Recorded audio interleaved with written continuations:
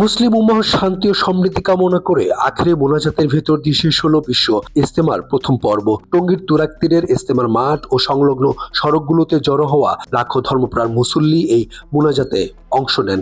সকাল 9:11 থেকে 9:45 স্থায়ী এই মোনাজাত পরিচালনা করেন তাবলিগ জামায়াতের শুরা সদস্য মোহাম্মদ জুবায়ের হাসান।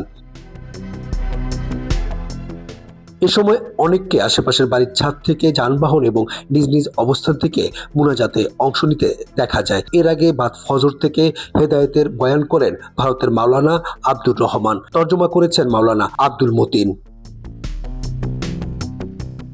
তাবলিগ জামায়াতের 3 দিনের সম্মিলন 58তম বিশ্ব ইজতেমায় ভারতের মাওলানা ইব্রাহিম দাওলা সাহেবের নসিহতমূলক বয়ানের পরে আখেরি মোনাজাত শুরু হয়। এবার মাওলানা জুবায়েরের অনুসারীরা প্রথম পর্বে 31 জানুয়ারি থেকে ইজতেমা পরিচালনা করেন।